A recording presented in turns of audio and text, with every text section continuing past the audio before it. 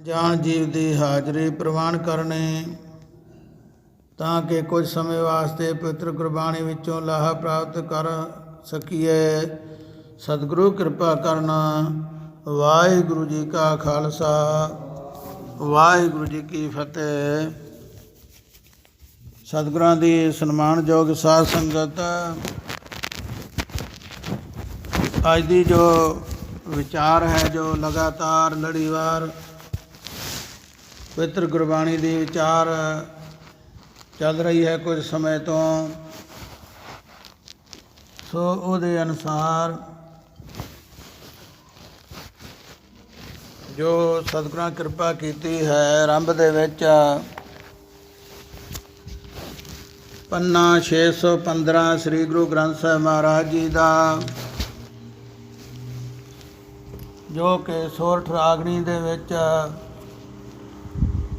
ਸਤਿਗੁਰੂ ਪੰਜਵੇਂ ਪਾਤਸ਼ਾਹ ਮਹਾਰਾਜ ਜੀ ਇਹ ਸ਼ਬਦ ਉਚਾਰਨ ਕੀਤਾ ਹੈ, ਜਿਸ ਵਿੱਚ ਸਤਿਗੁਰੂ ਜੀ ਸਾਨੂੰ ਸਮਝਾਉਣ ਵਾਸਤੇ ਪਹਿਲਾਂ ਆਪਣੇ ਮਨ ਨੂੰ ਸਮਝਾ ਕੇ ਇਸ ਪ੍ਰਕਾਰ ਸਿੱਖਿਆ ਦੇ ਰਹੇ ਹਨ, ਸੋਝੀ ਬਖਸ਼ਦੇ ਹਨ। ਸੋ ਆਓ ਸਤਿਗੁਰਾਂ ਦੇ ਚਰਨਾਂ ਵਿੱਚ ਬੇਨਤੀ ਕਰੀਏ, ਮਹਾਰਾਜ ਸਾਡੇ ਮਨ ਦੀ ਇਕੱਤਰਤਾ ਬਖਸ਼ੋ ਤਾਂ ਕਿ ਆਪ ਜੀ ਦੇ ਪਵਿੱਤਰ ਬਚਨਾਂ ਤੇ ਪਾਤਰ ਬਣ ਸਕੀਏ। ਉਚਾਰਨ ਕਰੋ। ਸਤਿਨਾਮ ਸ੍ਰੀ ਵਾਹਿਗੁਰੂ ਸਾਹਿਬ ਜੀ। ਸਤਿਨਾਮ ਸ੍ਰੀ ਵਾਹਿਗੁਰੂ ਸਾਹਿਬ ਜੀ। ਰਤਨ ਛਾੜ ਕੌਡੀ ਸੰਗ ਲਾਗੇ, ਜਾਂ ਤੇ ਕਛੂ ਨ ਪਾਈਐ। ਰਤਨ ਛਾੜ ਕੌਡੀ ਸੰਗ ਲਾਗੇ, ਜਾਂ ਤੇ ਕਛੂ ਨ ਪਾਈਐ।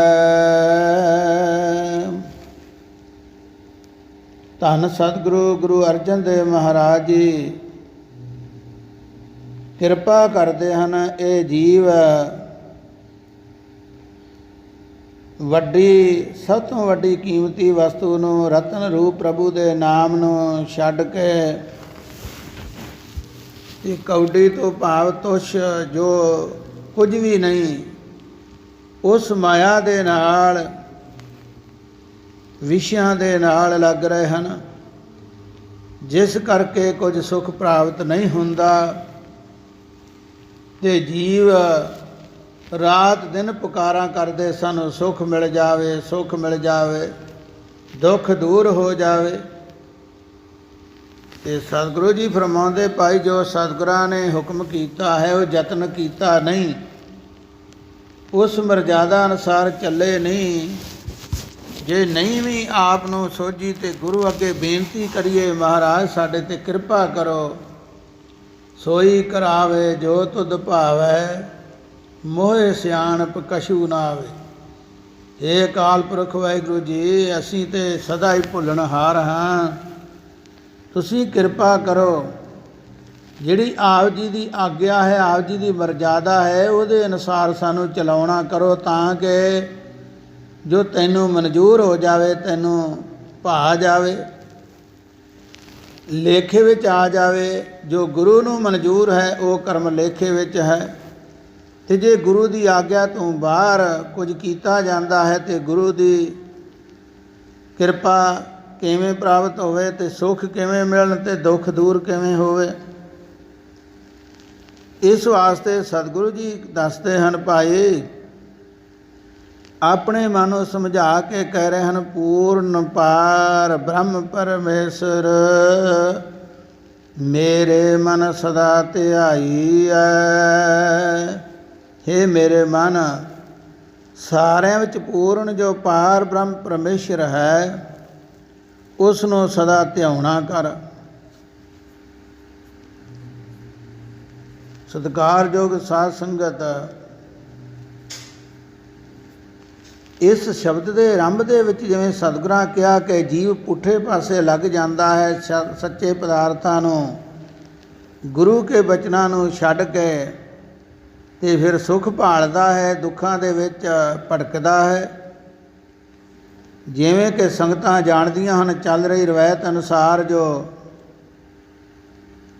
ਨਾਨਕਸ਼ਾਹੀ ਕੈਲੰਡਰ ਦੇ ਅਨੁਸਾਰ ਇਸ ਸਮੇਂ ਦਾ ਜੋ ਵੇਰਵਾ ਹੈ ਕਿ ਅੱਜ ਜਿਹੜਾ ਦਿਹਾੜਾ ਹੈ ਭਾਈ, ਇਹ ਕੁਝ ਖਾਸ ਇਤਿਹਾਸਕ ਸੰਬੰਧਾਂ ਦੇ ਨਾਲ ਮੇਲ ਰੱਖਦਾ ਹੈ। ਜਿਵੇਂ ਕਿ ਅੱਜ ਦਾ ਦਿਹਾੜਾ ਜਿਹੜਾ ਹੈ, ਧੰਨ ਸ੍ਰੀ ਗੁਰੂ ਹਰਗੋਬਿੰਦ ਸਾਹਿਬ ਮਹਾਰਾਜ ਮੇਰੀ ਪੀਰੀ ਦੇ ਮਾਲਕ 6ਵੇਂ ਪਾਤਸ਼ਾਹ ਜੀ ਦਾ ਅਵਤਾਰ ਦਿਹਾੜਾ ਹੈ। ਉਚਾਰਨ ਕਰੋ ਸ੍ਰੀ ਵਾਹਿਗੁਰੂ। ਗੁਰੂ ਹਰਗੋਬਿੰਦ ਸਾਹਿਬ ਮਹਾਰਾਜ ਜੀ ਦਾ ਅੱਜ ਦੇ ਦਿਨ ਅਵਤਾਰ ਹੋਇਆ ਹੈ। ਸਤਿਗੁਰੂ ਕਿਰਪਾ ਕਰਨ ਸਰਬੱਤ ਸੰਗਤਾਂ ਨੂੰ ਆਪ ਦੇ ਚਰਨਾਂ ਕਮਲਾਂ ਦਾ ਪ੍ਰੇਮ ਬਖਸ਼ੇ। ਆਪ ਜੀ ਦੇ ਸਿੱਖੀ ਹੁਕਮ ਅਨੁਸਾਰ ਜੀਵਨ ਬਣਾਉਣ ਦੀ ਬਖਸ਼ਿਸ਼ ਕਰਨ। ਗੁਰੂ ਪਿਆਰੀ ਸਾਧ ਸੰਗਤ, ਜੋ ਕਿ ਗਿਆਨੀ ਗਿਆਨ ਸਿੰਘ ਦੀ ਲਿਖਤ ਅਨੁਸਾਰ ਵੇਰਵਾ ਮਿਲਦਾ ਹੈ ਕਿ 21 ਹਾੜ 1595 ਈਸਵੀ ਬਿਕਰਮੀ 1652 ਬਣਦੀ ਹੈ, ਤੇ ਐਤਵਾਰ ਵਾਲਾ ਦਿਨ ਢਲੀ ਰਾਤ ਪਿੰਡ ਵਡਾਲੀ, ਗੁਰੂ ਕੀ ਵਡਾਲੀ ਜਿਹਨੂੰ ਅੱਜ ਕੱਲ੍ਹ ਕਿਹਾ ਜਾਂਦਾ ਹੈ, ਅੰਮ੍ਰਿਤਸਰ ਸਾਹਿਬ ਜੀ ਤੋਂ ਕੁਝ ਦੂਰ ਹੈ, ਉਸ ਗੁਰੂ ਕੀ ਵਡਾਲੀ ਦੇ ਵਿੱਚ ਨਗਰ ਦੇ ਵਿੱਚ ਧੰਨ ਗੁਰੂ ਹਰਗੋਬਿੰਦ ਸਾਹਿਬ ਮੇਰੀ ਪੀਰੀ ਵਾਲਿਆਂ ਦਾ ਅਵਤਾਰ ਜਿਹੜਾ ਹੋਇਆ ਹੈ। ਧੰਨ ਗੁਰੂ ਅਰਜਨ ਦੇਵ ਮਹਾਰਾਜ ਪਾਤਸ਼ਾਹ ਪੰਜਵੇਂ ਸਤਿਗੁਰਾਂ ਦੇ ਗ੍ਰਹਿ ਵਿਖੇ ਸਤਿਕਾਰਯੋਗ ਧੰਨ ਮਾਤਾ ਗੰਗਾ ਜੀ ਦੇ ਕੁੱਖੋਂ ਇਹਨਾਂ ਨੇ ਅਵਤਾਰ ਧਾਰਨਾ ਕੀਤਾ ਹੈ। ਅਤੇ ਇਹਨਾਂ ਦਾ ਹੀ ਪੰਜਵੇਂ ਪਾਤਸ਼ਾਹ ਜੀ ਦਾ ਹੀ ਵੱਡਾ ਭਰਾਤਾ, ਆਮ ਸੰਗਤਾਂ ਜਾਣਦੀਆਂ ਹਨ, ਬਾਬਾ ਪ੍ਰਿਥੀ ਚੰਦ, ਉਹ ਸਦਾ ਹੀ ਗੁਰੂ ਕੇ ਹੁਕਮ ਨੂੰ ਛੱਡ ਕੇ ਅਤੇ ਝੂਠੇ ਪਦਾਰਥਾਂ ਦੇ ਵਿੱਚ ਮੋਹ ਕਰਦਾ ਰਿਹਾ, ਅਤੇ ਰਾਤ ਦਿਨੇ ਇਹੀ ਯਤਨ ਕਰਦਾ ਰਿਹਾ ਕਿ ਮੈਨੂੰ ਗੱਦੀ ਮਿਲ ਜਾਵੇ, ਗੁਰੂ ਘਰ ਦੀ ਸੰਭਾਲ ਸਾਂਭ ਜੋ ਮੈਂ ਕਰਾਂ, ਅਤੇ ਮੈਨੂੰ ਮਾਇਆ ਮਿਲੇ, ਮੇਰੀ ਮੰਨਤਾ ਹੋਵੇ, ਮੇਰਾ ਵੱਧ ਤੋਂ ਵੱਧ ਪ੍ਰਭਾਵ ਹੋਵੇ ਦੁਨੀਆ 'ਤੇ, ਮੈਂ ਆਪਣੀ ਮਰਜ਼ੀ ਨਾਲ ਚੱਲਾਂ। ਪਰ ਜੋ ਧੰਨ ਗੁਰੂ ਰਾਮਦਾਸ ਪਾਤਸ਼ਾਹ ਜੀ ਦਾ ਹੁਕਮ ਸੀ, ਉਹਦੇ ਅਨੁਸਾਰ ਨਹੀਂ ਸੀ ਚੱਲਦਾ, ਅਤੇ ਇਸ ਕਰਕੇ ਜਿਹੜਾ ਮਨ ਦਾ ਉਹਦਾ ਵਿਚਾਰ ਸੀ ਉਹਨੂੰ ਪ੍ਰਾਪਤ ਨਹੀਂ ਹੋ ਸਕਿਆ, ਅਤੇ ਈਰਖਾ ਦਵੈਤ ਵਿੱਚ ਲੱਗ ਕੇ ਕਿਰਾਏ ਪੈ ਕੇ ਆਪਣੀ ਸਾਰੀ ਉਮਰ ਈਰਖਾ ਦੇ ਵਿੱਚ ਹੀ ਉਹਨੇ ਗਵਾਈ। ਪਰ ਜਿਹੜੇ ਧੰਨ ਗੁਰੂ ਅਰਜਨ ਦੇਵ ਮਹਾਰਾਜ ਪਰਮੇਸ਼ਰ ਦਾ ਰੂਪ ਹਨ, ਜਿਨ੍ਹਾਂ ਨੂੰ ਇਹ ਰਾਤ ਦਿਨੇ ਮਿਹਣੇ ਮਾਰਦੇ ਸੀ ਪ੍ਰਿਥੀ ਚੰਦ ਅਤੇ ਇਹਦੇ ਘਰ ਵਾਲੀ ਬੀਬੀ ਕਰਮੋਂ, ਕਿ ਅਰਜਨ ਦੇ ਘਰ ਕਿਹੜਾ ਕੋਈ ਬੱਚਾ ਪੈਦਾ ਹੋਣਾ ਹੈ, ਅਸੀਂ ਹੀ ਗੱਦੀ ਦੇ ਮਾਲਕ ਬਣਨਾ ਹੈ, ਕਈ ਤਰ੍ਹਾਂ ਦੇ ਵਾਅਦੇ ਘਾਟੇ ਕਰਦੇ ਰਹੇ।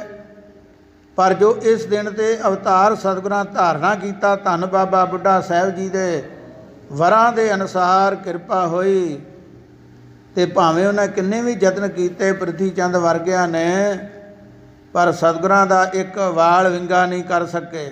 ਵਿੱਚ ਕਰਤਾ ਪੁਰਖ ਖਲੋਆ, ਵਾਲ ਨਾ ਵਿੰਗਾ ਹੋਆ। ਜੋ ਪਰਮੇਸ਼ਰ ਦੀ ਵਿੱਚ ਕਿਰਪਾ ਹੋਵੇ, ਬ੍ਰਹਮ ਗਿਆਨੀ ਮਹਾਂਪੁਰਖਾਂ ਦੇ ਬਚਨ ਹੋਏ ਹੋਣ, ਵਰ ਮਿਲੇ ਹੋਣ, ਤਾਂ ਦੁਨਿਆਈ ਜੀਵ ਜਿਹੜਾ ਭਾਵੇਂ ਕਿੱਡਾ ਵੀ ਕੋਈ ਚੱਕਰਵਰਤੀ ਰਾਜਾ ਹੈ, ਉਹਦੇ ਬਰਾਬਰ ਕੁਝ ਨਹੀਂ ਕਰ ਸਕਦਾ। ਸੋ ਗੁਰੂ ਪਿਆਰੀ ਸਾਧ ਸੰਗਤ, ਸਤਿਗੁਰੂ 10 ਗੁਰੂ ਸਾਹਿਬਾਂ ਨੇ ਜੋ ਗੁਰਿਆਈ ਕੀਤੀ ਹੈ, ਅਤੇ ਆਮ ਜ਼ਿਕਰ ਆਉਂਦਾ ਹੈ ਕਿ ਸਾਰਿਆਂ ਗੁਰੂਆਂ ਦੇ ਨਾਲੋਂ ਵੱਧ ਸਮਾਂ ਜਿਹੜਾ ਗੁਰੂ ਹਰਗੋਬਿੰਦ ਸਾਹਿਬ ਜੀ ਨੇ ਗੁਰਗੱਦੀ ਦਾ ਸਮਾਂ ਜਿਹੜਾ ਹੈ ਇਹ ਸੰਭਾਲ ਕੇ ਸੰਗਤਾਂ ਨੂੰ ਉਤਾਰਨ ਕੀਤਾ। ਉਚਾਰਨ ਕਰੋ ਸ੍ਰੀ ਵਾਹਿਗੁਰੂ। ਜਿਹੜੇ ਕਹਿੰਦੇ ਸੀ ਗੁਰੂ ਅਰਜਨ ਦੇਵ ਜੀ ਦੀ ਅੱਗੇ ਕੁਲ ਨਹੀਂ ਹੋਣੀ, ਵਾਧਾ ਨਹੀਂ ਹੋਣਾ, ਉਹਨਾਂ ਦੇ ਘਰ ਐਸਾ ਅਵਤਾਰ ਯੋਧਾ ਪਰਮੇਸ਼ਰ ਦਾ ਰੂਪ ਪੈਦਾ ਹੋਇਆ, ਜੋ ਭਾਈ ਗੁਰਦਾਸ ਜੀ ਨੇ ਉਚਾਰਨ ਕੀਤਾ ਹੈ, 5 ਪਿਆਲੇ 5 ਪੀਰ, ਛਠਮ ਪੀਰ ਬੈਠਾ ਗੁਰ ਭਾਰੀ। इस पौड़ी विच सारा जिक्र करदियां किहा, दल भंजन गुर सूरमा बड़ जोधा ब पर उपकारी। सो गुरु प्यारी साध संगत बेअंत शक्तियां लै करके संसार दे जीवां नूं तारना कीता ते दुष्टां नूं सोध के ते जो गुरु अर्जन देव महाराज जी दे नाल सागतां ने जालमां ने कई तरह के वादे कीते सन, उन्हां दे कोलों बदले लैणे कीते। सो गुरु प्यारी साध संगत वड्डे तो वड्डा जिहड़ा विरोधी सी चंदू वर्गा पापी, उस दे नक विच नथ पा के ते उहनूं फिर हट्टी हट्टी कौडी मंगा के उहदे कोलों लेखा लाए करके पापां दा, ते फिर उहनूं दिल्ली तो ग्वालियर तो इन्हां रस्तियां तो हुंदे होए आ करके उस समय गुरु की साध संगत जिहड़े कई कह दिंदे जी इत्थे बाबा जी का की संबंध है, अपने पिंड विच बाबा सिलवरा जी कदों आए हैं। गुरु प्यारी साध संगत गुरु की किरपा महापुरखों की संगतां की रहमत का सदका जो ये जानकारी इतिहास विचों प्राप्त हुई है, उहदे अनुसार उस वेले जदों चंदू नूं नत्थ पा के लियांदी है महाराज दे नाल सिख संगतां हन, बहादुर बाबा बिधि चंद बाबा जेठा जी वर्गे सिख सूरमे हैं, ते रस्ते विच संगतां नूं तारदे होए महाराज झंडेर महापुरखों दे विच आके दर्शन दिदारे दिते। ते इन्हां महापुरख शहीदां बाबा सिलवरा साहिब जी बाबा डोगर महाबली जी नूं उस वेले नाल अपने लै करके ते इस स्थान ते उदों आए हैं ते संगतां नूं दर्शन दिदारे दे के ते इस अपने नगर नूं तारना कीता है। सो गुरु प्यारी साध संगत अगे भी महापुरुष कई बार संगतां नूं दर्शन दिंदे सन, पर सतगुरां दे नाल आउण करके होर वाधा होया, क्योंकि जदों ही महापुरख जिहड़े गुरु हरगोबिंद साहिब जी की शरण विच अपना समा सफल करते रहे, ते जदों ही किसी थां ते जाना, किसी नगर किसी होर जगह जाना, ते फिर सतगुरां नूं बेनती करनी महाराज इत्थे भी आपदे चरनां दे प्रेमी वसदे हन। इसे करके गुरु की साध संगत कई कह दिंदे जी वो झंडेर महापुरखों दे ते अपने किहड़े हन। ध्यान देना गुरु की साध संगत याद रखण वाला वचन है। इस बारे सचखंड वासी महापुरख बहादुर बाबा बिधि चंद जी की अंश वंश विचों 11वें मुख सेवादार धन बाबा दया सिंह साहिब जी ने ये निर्णय करके दस्या सी कि भाई ये भी झंडेर महापुरखों दे ही हन। उचारण करो श्री वाहिगुरू। जे किसी नूं शक होए तो अपने पिंड वाले जो बाबा हरदेव सिंह जी जिन्हों नूं अवतार सिंह जी भी कहा जाता है, बाबा झंडेर करके भी उन्होंने खास करके इस वचन का पता है, जो बाबा जी ने ये कई बार वचन किए हैं कि भाई ये भी झंडेर महापुरखों के हैं, इत्थे महापुरखों के चरण पैंदे रहे ते अगे भी पैंदे रहणगे। उचारण करो श्री वाहिगुरू। इस करके महापुरखों की किरपा हुई, सतगुरां की रहमत हुई, तां ही एडे वड्डे दरबार ते सेवावां जिहड़ियां हन ये सतगुरां ने करवाईयां हन। सो कहण दा भाव उस समय ते सतगुरां इत्थे चरण पाए ते उस चंदू कोलों बदले लै करके लाहौर जा करके जिहड़े कड़छे दे नाल रेत सतगुरु पंजवें पातशाह जी दे सीस विच पाउंदा सी, वो जिहड़ा भड़पूंजा सी उहदे कोलों ओही कड़छा लै करके ते उसे चंदू दे सिर विच मार के वो पापी दा अंत कीता। ते गुरु हरगोबिंद साहिब जी ने आके संगतां नूं संभालना कीता, अकाल तख्त साहिब की रचना की, 4 वड्डे धर्म युद्ध करके धर्म का जिहड़ा सी बोलबाला कायम किया। सो उस वेले इहदा वेरवा आउंदा कि 31 साल 10 महीने ते 3 दिन गुरु हरगोबिंद साहिब महाराज जी ने गुरियाई गद्दी जिहड़ी है वो संभाल के संगतां नूं उतारना कीता। सो अज एक तो उन्हां दा अवतार दिहाड़ा मनाया जा रहा है। सतगुरु किरपा करन, रहमत बख्शण, आपदे हुक्मां अनुसार सिख संगतां नूं चलण दी रहमत बख्शण। इस तो इलावा आम संगतां जाणदियां हो कि अज जो 1984 6 जून वाला दिहाड़ा है तो उस दिन का भी ये भी सानूं सबक मिलता, जो पंजवें पातशाह जी कह रहे हैं कि भाई ये जीव चंगे पासों हट के ते पुठे पासे तुरदा है ते होर बदनामियां खटदा है, कालखां खटदा है, पर जो परमेश्वर दे आग्या अनुसार गुरु की शरण विच आ जाते हैं उन्हां दी सदा ही जय जयकार होंदी है। सो अज दे दिन जालमां ने ਅਸੀਂ ਇਹ ਨਹੀਂ ਕਹਿ ਸਕਦੇ ਕੌਣ ਭਾਈ ਇਹਦੇ ਵਿੱਚ ਕੋਈ ਜਿਹੜਾ ਧਰਮ ਹੈ ਜਾਂ ਕੋਈ ਸੰਪਰਦਾ ਇੱਕ ਦੇ ਨਾਂ 'ਤੇ ਗੱਲ ਨਹੀਂ। ਇਹਦੇ ਵਿੱਚ ਇਨਸਾਨ ਮਾੜੇ ਹੋ ਸਕਦੇ ਹਨ। ਇਹ ਇੱਕ ਰਸਤੇ ਹਨ ਪਰਮੇਸ਼ਰ ਦੇ ਨਾਲ ਮੇਲ ਕਰਨ ਦੇ ਵਾਸਤੇ ਯਤਨ ਹਨ। ਅਤੇ ਇਸ ਕਰਕੇ ਉਹਨਾਂ ਦੇ ਵਿੱਚ ਜੋ ਮਾੜੇ ਸਾਖਤ ਪੁਰਸ਼ ਆ ਜਾਂਦੇ ਹਨ, ਉਹ ਮਾੜੀਆਂ ਸਲਾਹਾਂ ਦੇ ਕਰਕੇ ਅਤੇ ਆਪਣੀ ਚੌਧਰ ਵਾਸਤੇ ਕਈ ਤਰ੍ਹਾਂ ਦੇ ਕੋਝੇ ਜਿਹੜੇ ਯਤਨ ਕਰਦੇ ਰਹੇ। ਸੋ ਅੱਜ ਦੇ ਦਿਨ ਭਾਈ ਆਪ ਜਾਣਦੇ ਹੋ, ਸੰਤ ਜਰਨੈਲ ਸਿੰਘ ਜੀ ਖਾਲਸਾ ਭਿੰਡਰਾਂ ਵਾਲੇ ਮਹਾਂਪੁਰਖ ਜੋ ਕਿ 14ਵੇਂ ਜਥੇਦਾਰ ਦਮਦਮੀ ਟਕਸਾਲ ਦੇ ਹੋਏ, ਅਤੇ ਉਹਨਾਂ ਦੀ ਅੱਜ ਦੇ ਦਿਨ ਜੋ ਸ਼ਹੀਦੀ ਹੋਈ ਹੈ। ਭਾਈ ਅਮਰੀਕ ਸਿੰਘ ਜੀ ਮਹਾਰਾਜ ਦੀ ਕਿਰਪਾ ਦੇ ਪਾਤਰ, ਬੜੇ ਮਹਾਨ ਵਿਦਵਾਨ, ਸੂਝਵਾਨ ਅਤੇ ਬਹਾਦਰ ਹੋਏ। ਸੰਤ ਕਰਤਾਰ ਸਿੰਘ ਜੀ ਮਹਾਂਪੁਰਖ ਜੋ ਸੰਤ ਜਰਨੈਲ ਸਿੰਘ ਮਹਾਂਪੁਰਖਾਂ ਤੋਂ ਪਹਿਲਾਂ, ਉਹ ਸੰਤ ਕਰਤਾਰ ਸਿੰਘ ਜੀ ਭੂਰਿਆਂ ਵਾਲੇ ਭੂਰਾ ਕੋਨਾ ਜਿਨ੍ਹਾਂ ਦਾ ਨਗਰ ਹੈ, ਉਸ ਨਗਰ ਤੋਂ ਜੋ ਦਮਦਮੀ ਟਕਸਾਲ ਦੇ ਵਿੱਚ ਰਹਿ ਕਰਕੇ ਪਟਵਾਰੀ ਦੀ ਨੌਕਰੀ ਛੱਡ ਕੇ ਅਤੇ ਸੰਗਤਾਂ ਦੀ ਸੇਵਾ ਕਰਦੇ ਰਹੇ।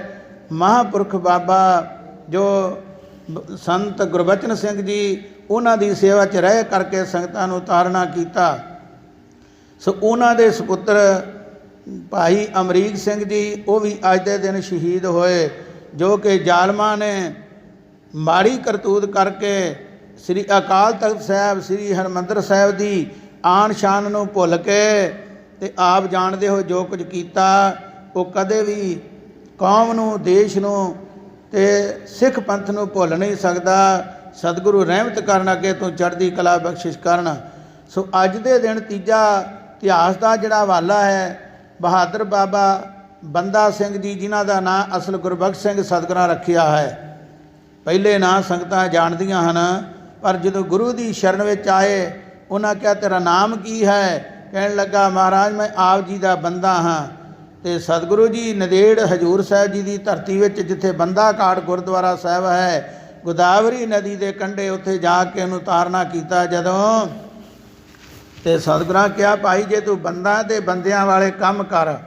ਉਸ ਵੇਲੇ ਗੁਰੂ ਕੀ ਸ਼ਰਨ ਦੇ ਵਿੱਚ ਹਾਜ਼ਰ ਹੋ ਕਰਕੇ, ਤਨ ਮਨ ਧਨ ਕਰਕੇ, ਅਤੇ ਗੁਰੂ ਕਾ ਸਿੱਖ ਪ੍ਰੇਮੀ ਬਣ ਕੇ ਵੱਡੇ ਤੋਂ ਵੱਡੇ ਉਹਨਾਂ ਉਹ ਕਾਰਨਾਮੇ ਕੀਤੇ ਜਿਹੜੇ ਹਰੇਕ ਦੇ ਹਿੱਸੇ ਵਿੱਚ ਨਹੀਂ ਆ ਸਕਦੇ। ਅਤੇ ਜੋ ਜ਼ਾਲਮ ਜਿਹੜੇ ਸਨ, ਜਿਨ੍ਹਾਂ ਨੇ 9ਵੇਂ ਪਾਤਸ਼ਾਹ ਜੀ ਦੇ ਨਾਲ ਵਾਅਦਾ ਕੀਤਾ ਕਈ ਤਰ੍ਹਾਂ ਦੇ, ਉਹਨਾਂ ਦੇ ਨਾਲ ਕੋਝੇ ਜਿਹੜੇ ਸਨ ਉਹ ਕੰਮ ਕਰਦੇ ਰਹੇ, ਐਸੇ ਜਿਹੜੇ ਪੁੱਠੇ ਬਹਾਨੇ ਲਾ ਕਰਕੇ ਸਤਿਗੁਰਾਂ ਨੂੰ, ਜੋ ਕਿ ਜਦੋਂ ਹਿੰਦੂ ਕੌਮ ਦਾ ਔਰੰਗਜ਼ੇਬ ਖਾਤਮਾ ਕਰਨਾ ਚਾਹੁੰਦਾ ਸੀ, ਉਹਨਾਂ ਦੀ ਰੱਖਿਆ ਕਰਨ ਵਾਸਤੇ, ਉਹਨਾਂ ਦੀ ਧਰਮ ਦੀ ਆਨ ਸ਼ਾਨ ਨੂੰ ਕਾਇਮ ਰੱਖਣ ਵਾਸਤੇ ਸਤਿਗੁਰਾਂ ਨੇ ਆਪਣੇ ਸੀਸ ਦਾ ਬਲੀਦਾਨ ਦੇ ਕਰਕੇ ਇਸ ਧਰਮ ਨੂੰ, ਕੌਮ ਨੂੰ ਰੱਖਣਾ ਕੀਤਾ, ਜਿਸ ਵਿੱਚ ਕੁਝ ਅੱਜ ਐਸੇ ਅੰਸਰ ਹਨ ਜਿਹੜੇ ਕਹਿ ਰਹੇ ਸਿੱਖ ਕੌਮ ਨਹੀਂ, ਪਰ ਇਸ ਗੱਲ ਨੂੰ ਭੁੱਲ ਚੁੱਕੇ ਹਨ ਕਿ ਇਸੇ ਸਿੱਖ ਕੌਮ ਦੇ ਆਗੂ ਧੰਨ ਗੁਰੂ ਤੇਗ ਬਹਾਦਰ ਮਹਾਰਾਜ ਜੀ ਨੇ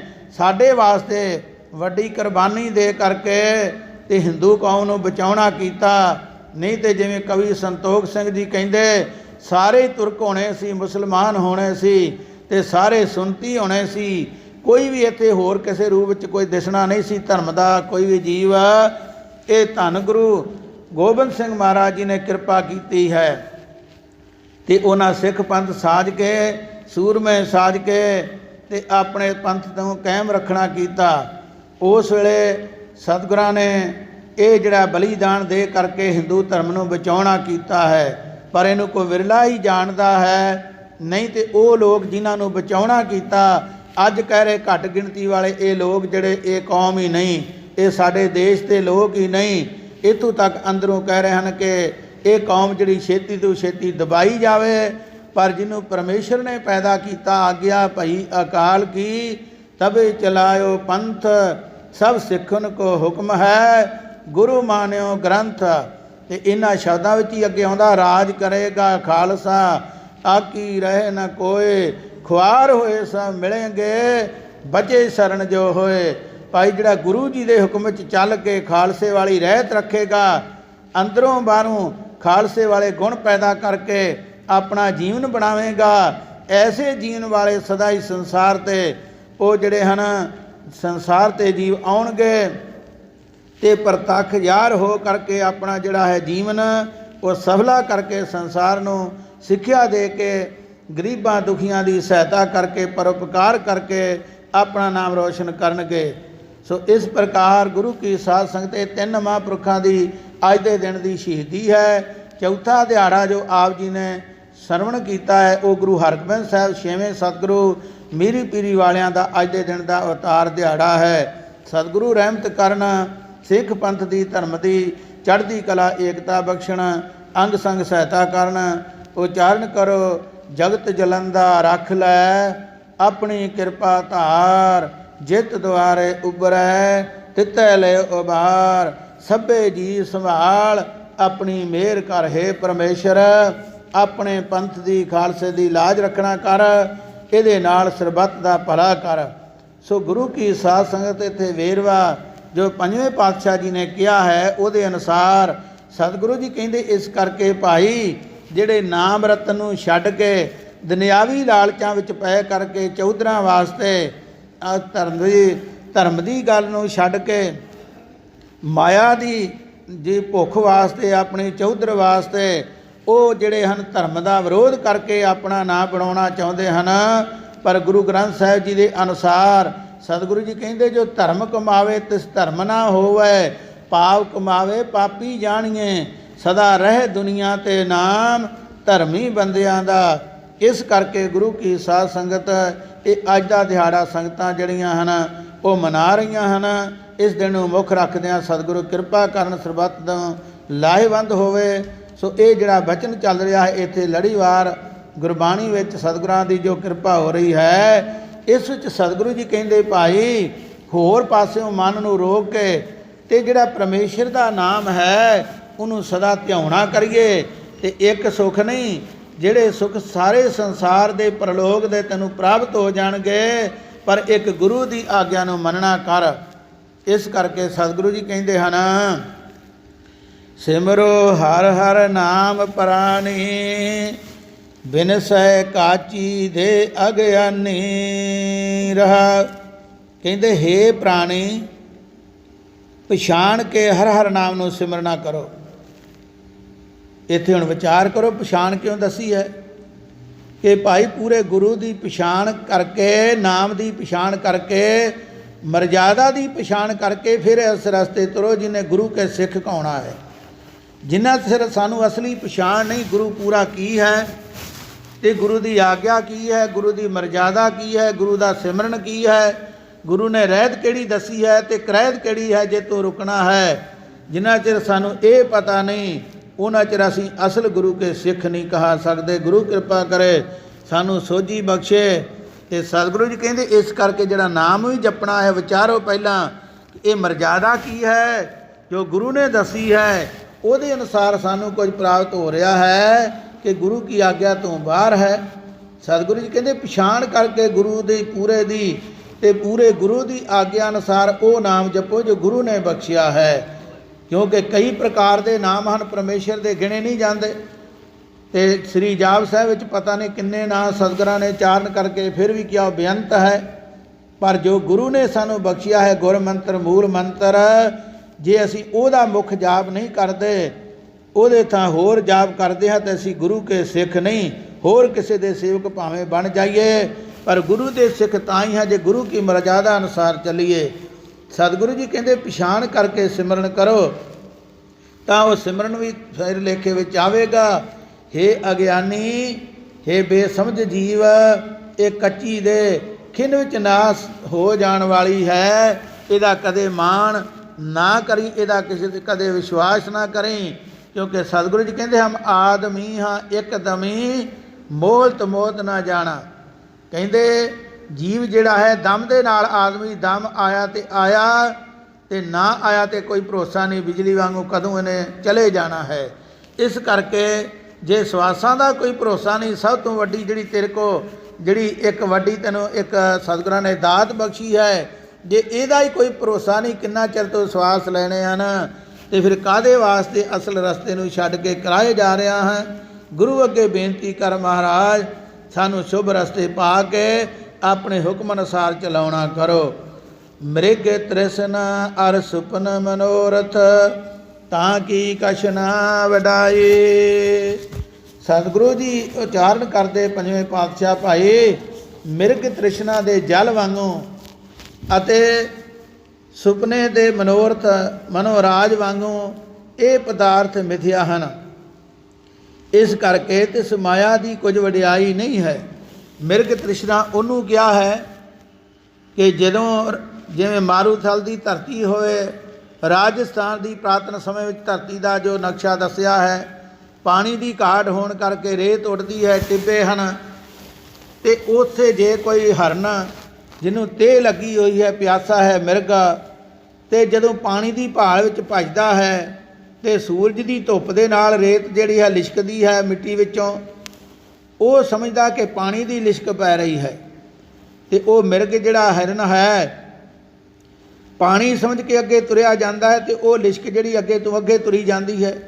ਜਿਵੇਂ ਕਈ ਵਾਰ ਵੇਖਿਆ ਹੋਵੇਗਾ ਕਿ ਬੱਦਲ ਜਿਹੜੇ ਹਨ ਆਕਾਸ਼ 'ਤੇ ਜਦੋਂ ਮਨੁੱਖ ਤੁਰਦਾ ਹੈ ਜਾਂ ਕਿਸੇ ਮਸ਼ੀਨਰੀ 'ਤੇ ਜਾਂਦਾ ਹੈ ਅਤੇ ਨਾਲ ਨਾਲ ਇਵੇਂ ਲੱਗਦਾ ਜਿਵੇਂ ਉਹ ਵੀ ਤੁਰ ਰਹੇ ਹਨ।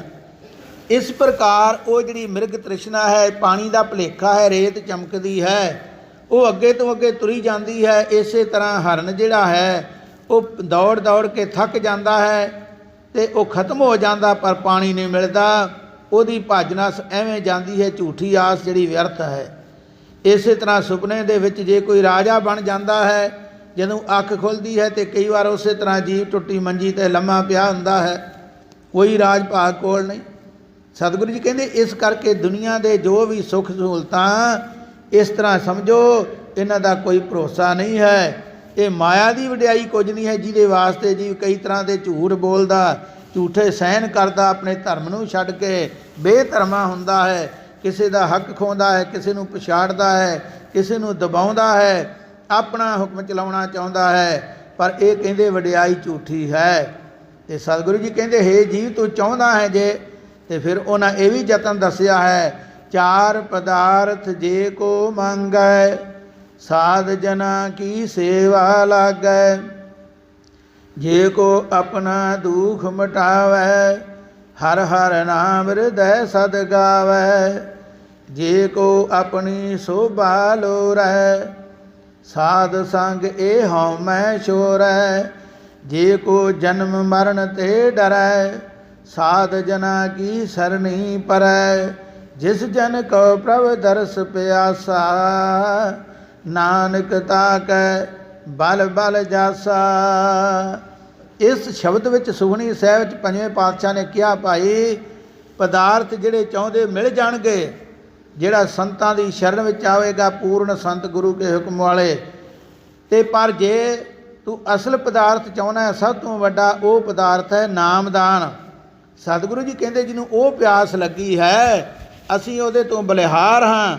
ਬਲਿਹਾਰ ਤੋਂ ਭਾਵ ਹੁੰਦਾ ਆਪਣੀ ਜੋ ਵੀ ਉਹਦੇ ਕੋਲ ਸ਼ਕਤੀ ਹੈ ਉਹ ਅਗਲੇ ਦੇ ਅੱਗੇ ਰੱਖ ਦੇਣੀ। ਇਹਨੂੰ ਕਹਿੰਦੇ ਬਲਿਹਾਰ, ਆਪਣਾ ਬਲ ਹਾਰ ਕੇ ਉਹਦੇ ਅੱਗੇ ਅਰਪਣ ਕਰ ਦੇਣਾ, ਉਹਨੂੰ ਬਲਿਹਾਰ ਕਿਹਾ ਜਾਂਦਾ ਹੈ। ਸਤਿਗੁਰੂ ਜੀ ਕਹਿੰਦੇ ਐਸੇ ਸਿੱਖ ਤੋਂ ਅਸੀਂ ਵਾਰਨੇ ਜਾਂਦੇ ਹਾਂ। ਜਿਵੇਂ ਕਲਗੀਧਰ ਪਾਤਸ਼ਾਹ ਜੀ ਕਹਿੰਦੇ ਹਨ, ਰਹਿਣੀ ਰਹਿ ਸੋਈ ਸਿੱਖ ਮੇਰਾ ਸੋ ਸਾਹਿਬ ਮੈਂ ਉਸਕਾ ਚੇਰਾ। ਜਬ ਤੱਕ ਖਾਲਸਾ ਰਹੇ ਨਿਆਰਾ ਤਬ ਤੱਕ ਤੇਜ ਦੇਊਂ ਮੈਂ ਸਾਰਾ। ਜਬ ਇਹ ਗਹਿ ਵਿਪਰਨ ਕੀ ਰੀਤ ਮੈਂ ਨਾ ਕਰੋ ਇਨਕੀ ਪ੍ਰਤੀਤ। ਇਸ ਪ੍ਰਕਾਰ ਤੁਕਾਂ ਆਉਂਦੀਆਂ ਹਨ। ਸਤਿਗੁਰੂ ਜੀ ਕਹਿੰਦੇ ਭਾਈ ਜਿੰਨਾ ਚਿਰ ਖਾਲਸਾ ਸੰਸਾਰ ਤੋਂ ਨਿਆਰਾ ਰਹਿ ਕੇ ਸੰਸਾਰ ਵਿੱਚ ਜੀਵਨ ਬਿਤਾਵੇਗਾ, ਜਿੰਨੀ ਮੇਰੇ ਕੋਲ ਤਾਕਤ ਹੈ ਉਹ ਪੂਰਨ ਰਹਿਣੀ ਵਾਲੇ ਸਿੱਖ ਨੂੰ, ਰਹਿਤਵਾਨ ਸਿੱਖ ਨੂੰ ਮੈਂ ਸਭ ਕੁਝ ਬਖਸ਼ ਦੇਵਾਂਗਾ, ਕੁਝ ਉਹਦੇ ਕੋਲ ਲੁਕਾਉਂਦਾ ਨਹੀਂ। ਪਰ ਜਦੋਂ ਇਹ ਉਲਟ ਰੀਤਾਂ ਵਿੱਚ ਚੱਲੇਗਾ, ਸਿੱਖੀ ਧਰਮ ਨੂੰ ਛੱਡ ਕੇ, ਆਪਣੀ ਮਰਜ਼ਾਦਾ ਨੂੰ ਛੱਡ ਕੇ ਥਾਂ ਥਾਂ 'ਤੇ ਭਟਕੇਗਾ, ਕਬਰਾਂ 'ਤੇ ਦੀਵੇ ਜਗਾਵੇਗਾ, ਹੋਰ ਕਈਆਂ ਥਾਵਾਂ 'ਤੇ ਜਾ ਕੇ ਮੱਥੇ ਮਾਰੇਗਾ, ਅਤੇ ਫਿਰ ਸਤਿਗੁਰੂ ਜੀ ਕਹਿੰਦੇ ਮੜੀਆਂ ਮਸਾਣਾਂ ਦੀ ਪੂਜਾ ਕਰਨ ਵਾਲਾ, ਹੋਰ ਥਾਵਾਂ 'ਤੇ ਵਿਸ਼ਵਾਸ ਰੱਖਣ ਵਾਲਾ, ਮੈਂ ਉਹਦੇ 'ਤੇ ਕਦੀ ਵੀ ਭਰੋਸਾ ਨਹੀਂ ਕਰਾਂਗਾ। ਭਾਵੇਂ ਉਹ ਕਿੰਨਾ ਭੇਸ ਧਾਰ ਲਵੇ, ਕਿੰਨੀਆਂ ਉਹ ਕਈ ਤਰ੍ਹਾਂ ਦੀਆਂ ਬਾਹਰਲੀਆਂ ਰਹਿਤਾਂ ਬਣਾਵੇ। ਇਸ ਕਰਕੇ ਸਤਿਗੁਰੂ ਜੀ ਕਹਿੰਦੇ ਭਾਈ ਇਹ ਸਭ ਕੁਝ ਝੂਠ ਹੈ। ਅਤੇ ਜਿਹਨੂੰ ਨਾਮ ਦੀ ਪਿਆਸ ਲੱਗੀ ਹੈ, ਸਤਿਗੁਰੂ ਜੀ ਕਹਿੰਦੇ ਉਹ ਧਨ ਹੈ। ਜਿਹਦੇ ਕੋਲ ਨਾਮ ਆ ਗਿਆ, ਸਭ ਕੁਝ ਉਹਦੇ ਨਾਲ ਹੀ ਆਪੇ ਕਿਰਪਾ ਹੋ ਜਾਂਦੀ ਹੈ। ਰਾਮ ਭਜਨ ਬਿਨ ਕਾਮ ਨ ਆਵਸ, ਸੰਗ ਨ ਕਾਹੂ ਜਾਏ। ਭਾਈ ਨਾਮ ਸਿਮਰਨ ਤੋਂ ਬਿਨਾ ਇਹ ਮਾਇਆ ਕਿਸੇ ਕੰਮ ਨਹੀਂ ਆਉਂਦੀ। ਜੇ ਕਿਸੇ ਕੋਲ ਹੈ ਵੀ ਹੈ ਤੇ ਰਾਤ ਦਿਨ ਉਹਨੂੰ ਸਾਂਭਣ ਸੰਭਾਲਣ ਦਾ ਉਹਨੂੰ ਫਿਕਰ ਲੱਗਾ ਰਹਿੰਦਾ, ਕੋਈ ਲੈ ਨਾ ਜਾਵੇ, ਚੋਰੀ ਨਾ ਹੋ ਜਾਵੇ, ਕਿਸੇ ਤਰ੍ਹਾਂ ਹੋਰ ਨਾ ਕੋਈ ਨੁਕਸਾਨ ਹੋ ਜਾਵੇ। ਸਤਿਗੁਰੂ ਤਾਂ ਹੀ ਕਹਿੰਦੇ ਜਿਹਦੇ ਕੋਲ ਹੈ ਨਹੀਂ ਉਹ ਰਾਤ ਦਿਨੇ ਭਟਕਦਾ ਹੈ, ਅਤੇ ਜਿਹਦੇ ਕੋਲ ਜ਼ਿਆਦੀ ਆ ਜਾਂਦੀ ਉਹਨੂੰ ਚਿੰਤਾ ਲੱਗ ਜਾਂਦੀ ਹੈ ਅਤੇ ਸੁੱਖ ਉਹਨੂੰ ਵੀ ਨਹੀਂ। ਇਸ ਕਰਕੇ ਇਹ ਮਾਇਆ ਵੀ ਸੁੱਖ ਨਹੀਂ ਦਿੰਦੀ, ਦੁਖੀ ਕਰ ਦਿੰਦੀ ਹੈ। ਇਹ ਮਾਇਆ ਸਫਲੀ ਤਾਂ ਹੀ ਹੈ ਜੇ ਪਰਮਾਰਥ ਦੇ ਰਸਤੇ ਚੱਲਣਾ ਕਰੀਏ, ਗੁਰੂ ਕੇ ਰਸਤੇ ਚੱਲਣਾ ਕਰੀਏ, ਦੱਸੇ ਹੋਏ ਮਾਰਗ 'ਤੇ ਚੱਲੀਏ।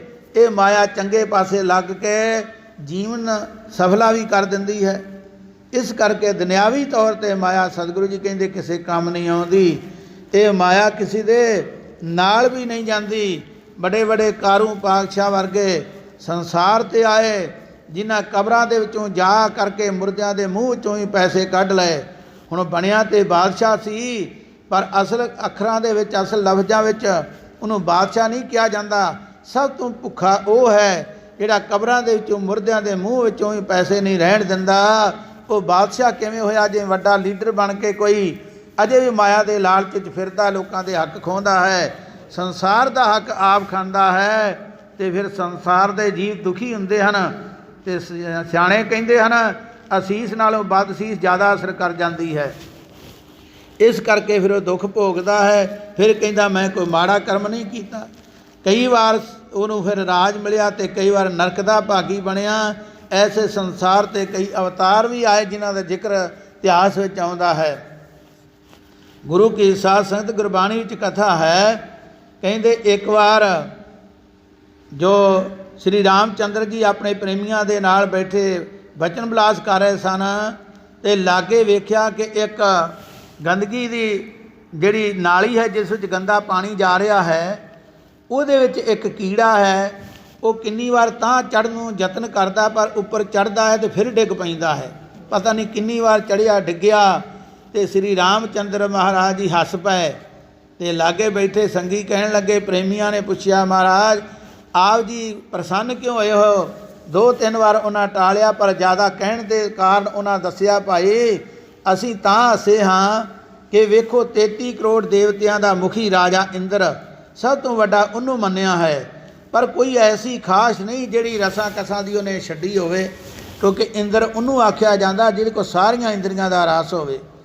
ਗੁਰਬਾਣੀ ਕਹਿੰਦੀ ਇੱਕ ਇੰਦਰੀ ਦੇ ਰਸ ਦੇ ਨਾਲ ਜੀ ਜਮਾ ਦੀ ਫਾਈ ਵਿੱਚੋਂ ਛੁੱਟਦਾ ਨਹੀਂ, ਅਤੇ ਜਿਹੜਾ ਸਾਰੇ ਹੀ ਰਸ ਕਸ ਭੋਗਦਾ ਹੈ ਅਤੇ ਪਰਮੇਸ਼ਰ ਦੇ ਨਾਮ ਦੇ ਬਿਨਾਂ ਉਹ ਕਿਵੇਂ ਸੌਖਾ ਰਹਿ ਸਕੇਗਾ।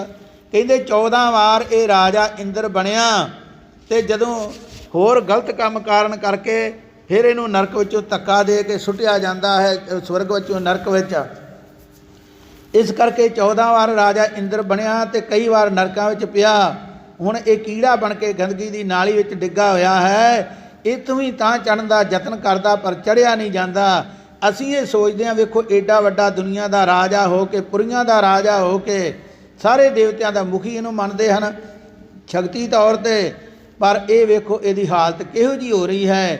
ਇਸ ਕਰਕੇ ਪੰਜਵੇਂ ਪਾਤਸ਼ਾਹ ਜੀ ਕਹਿੰਦੇ ਭਾਈ ਬਿਨਾਂ ਭਜਨ ਤੋਂ ਇਹ ਨਾ ਮਾਇਆ ਕਿਸੇ ਦੇ ਨਾਲ ਜਾਂਦੀ ਹੈ, ਨਾ ਹੀ ਜੀਵ ਮੁਕਤ ਹੋ ਸਕਦਾ ਹੈ।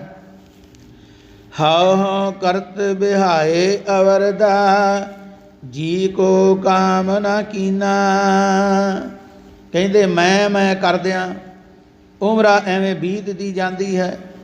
ਜੇ ਚੰਗਾ ਕੰਮ ਕੀਤਾ ਤਾਂ ਵੀ ਮੈਂ, ਜੇ ਮਾੜਾ ਕੀਤਾ ਤਾਂ ਵੀ ਆਖਣਾ ਮੈਂ ਨਹੀਂ ਕੀਤਾ, ਮੈਂ ਉਸ ਤਰ੍ਹਾਂ ਵੀ ਆ ਜਾਂਦੀ ਹੈ।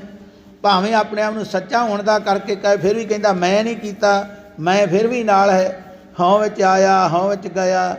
ਉੱਥੇ ਸਤਿਗੁਰੂ ਜੀ ਕਹਿੰਦੇ ਹਉ ਵਿੱਚ ਮੂਰਖ, ਹਉ ਵਿੱਚ ਸਿਆਣਾ, ਮੋਖ ਮੁਕਤ ਕੀ ਸਾਰ ਨਾ ਜਾਣਾ। ਹਰ ਥਾਂ ਮੈਂ ਕਰਦਾ ਹੈ ਅਤੇ ਮੁਕਤੀ ਦਾ ਰਸਤਾ ਪ੍ਰਾਪਤ ਹੀ ਨਹੀਂ ਹੋਇਆ। ਉਮਰ ਲੰਘ ਗਈ, ਇਸ ਜੀਵ ਦਾ ਸਾਥੀ ਹੋਣ ਵਾਲਾ ਕੋਈ ਸ਼ੁਭ ਕੰਮ ਨਾ ਕੀਤਾ। ਜਿਹਨੇ ਨਾਲ ਚੱਲਣਾ ਸੀ ਨਾਮਦਾਨ ਨੇ, ਉਹ ਕੀਤਾ ਨਹੀਂ, ਪਰਉਪਕਾਰ ਕੀਤਾ ਨਹੀਂ, ਗੁਰੂ ਕੀ ਆਗਿਆ ਅਨੁਸਾਰ ਚੱਲੇ ਨਹੀਂ। ਧਾਵਤ ਧਾਵਤ ਨਹਿ ਤ੍ਰਿਪਤਾਸਿਆ, ਰਾਮ ਨਾਮ ਨਹੀਂ ਕੀਨਾ। ਸਤਿਗੁਰੂ ਜੀ ਕਹਿੰਦੇ ਦੌੜਦਿਆਂ ਦੌੜਦਿਆਂ ਧਾਵਤ ਤੋਂ ਭਾਵ ਭੱਜ ਨਸ ਕਰਦਿਆਂ ਇਹ ਜਿਹੜਾ ਜੀਵ ਹੈ ਆਪਣਾ ਸਮਾਂ ਲਗਾਈ ਜਾਂਦਾ ਹੈ, ਗਵਾਈ ਜਾ ਰਿਹਾ ਹੈ। ਤੇ ਧਾ ਜਾਣ ਵਾਲੀ ਮਾਇਆ ਜਿਹੜੀ ਹੈ, ਚਲੇ ਜਾਣ ਵਾਲੀ ਮਾਇਆ ਹੈ, ਉਸ 'ਚ ਦੌੜਦਿਆਂ ਮਨ ਰੱਜਿਆ ਨਹੀਂ, ਅਜੇ ਵੀ ਹੋਰ ਅੱਗੇ ਤੋਂ ਅੱਗੇ ਹੋਰ। ਸਤਿਗੁਰੂ ਜੀ ਕਹਿੰਦੇ ਆ, ਲਾਖ ਕਰੋੜੇ ਮਨ ਨਾ ਹੋਰੇ, ਪਰੇ ਪਰੇ ਹੀ ਕੋ ਲੁੱਝੀ ਹੈ। ਜਿਹਦੇ ਕੋਲ ਲੱਖ ਉਹ ਕਹਿੰਦਾ ਕਰੋੜ ਮਿਲ ਜਾਏ, ਕਰੋੜ ਵਾਲਾ ਕਹਿੰਦਾ ਅਰਬ ਮਿਲ ਜਾਏ। ਤੇ ਹੁਣ ਆਪ ਜੀ ਨੇ ਕਾਰੂ ਬਾਦਸ਼ਾਹ ਦਾ ਨਾਂ ਸੁਣਿਆ ਹੈ, ਜਿਹਨੇ 40 ਗੰਜ ਮਾਇਆ ਦੇ ਜੋੜੇ ਸਨ। ਹੁਣ ਗੰਜ ਦਾ ਅਰਥ ਸਿੱਧਾ ਖਜ਼ਾਨਾ ਵੀ ਹੈ, ਤੇ ਵਿਦਵਾਨਾਂ ਨੇ ਵੱਖ-ਵੱਖ ਤਰ੍ਹਾਂ ਦੇ ਹਵਾਲੇ ਦਿੱਤੇ ਹਨ। ਇੱਕ ਵਿਦਵਾਨ ਨੇ ਕਿਹਾ ਕਿ ਗੰਜ ਕਹਿੰਦੇ ਜਿਹੜਾ ਚੌਂ ਪਾਸਿਆਂ 'ਤੇ ਤੀਰ ਛੱਡਿਆ ਜਾਵੇ, ਇੰਨਾ ਥਾਂ ਜਿਹੜਾ ਬਣ ਜਾਂਦਾ, ਇੰਨੀ ਵਾਰਡ, ਇੰਨਾ ਏਰੀਆ ਬਣ ਜਾਂਦਾ ਕਿ ਸੱਜੇ ਖੱਬੇ ਅੱਗੇ ਪਿੱਛੇ ਚੌਂ ਪਾਸੇ ਤੀਰ ਜਾਣ। ਉਹ ਜਿੰਨੇ ਦੂਰ ਤੀਰ ਗਏ ਹਨ ਓਨੇ ਥਾਂ ਦੇ ਵਿੱਚ ਉਹ ਸਾਰੀ ਮਾਇਆ ਹੀ ਮਾਇਆ ਹੋਵੇ, ਉਹਨੂੰ ਇੱਕ ਗੰਜ ਕਹਿੰਦੇ ਹਨ। ਵੇਖੋ ਕਿੰਨੀ ਜਗ੍ਹਾ ਬਣ ਜਾਂਦੀ ਹੈ। ਤੇ ਇਸ ਤਰ੍ਹਾਂ 40 ਗੰਜ ਉਹਨੇ ਜੋੜੇ, ਪਰ ਅਖੀਰ 'ਤੇ ਖਾਲੀ ਹੱਥ ਤੇ ਨੰਗੇ ਪੈਰੀਂ ਸੰਸਾਰ ਤੋਂ ਜਾਣਾ ਕੀਤਾ। ਤੇ ਦੁਨੀਆ ਦੇ ਲੋਕਾਂ ਨੂੰ ਅੰਤ ਵਿੱਚ ਉਹਨੇ ਦੱਸਿਆ ਆਪ ਦੇ ਵਜ਼ੀਰਾਂ ਨੂੰ ਕਿ ਭਾਈ ਜਦੋਂ ਮੈਂ ਸਰੀਰ ਛੱਡਣਾ ਹੈ ਤੇ ਮੇਰੇ ਖਾਲੀ ਹੱਥ ਜਿਹੜੇ ਬਾਹਰ ਨੂੰ ਕਰਕੇ ਰੱਖਿਓ, ਤੇ ਲੋਕਾਂ ਨੂੰ ਪਤਾ ਲੱਗ ਜਾਵੇ ਕਿ ਇਹ ਖਾਲੀ ਹੱਥ ਗਿਆ, ਨਾਲ ਕੁਝ ਨਹੀਂ ਗਿਆ। ਤੇ ਸਤਿਗੁਰੂ ਜੀ ਕਹਿੰਦੇ ਇਸ ਕਰਕੇ ਭਾਈ ਇਹ ਕੁਝ ਨਾਲ ਨਹੀਂ ਜਾਣਾ, ਮਨ ਰੱਜਦਾ ਨਹੀਂ ਅਤੇ ਰਾਮ ਦਾ ਨਾਮ ਜਾਣਿਆ ਨਹੀਂ ਹੈ। ਜਿੰਨੇ ਸਵਾਸਾਂ ਦਾ ਧਨ ਮਿਲਿਆ ਉਹ ਗਵਾ ਲਿਆ, ਸਮਾਂ ਗਵਾ ਲਿਆ, ਪਰ ਅਸਲ ਕੰਮ ਕੀਤਾ ਨਹੀਂ।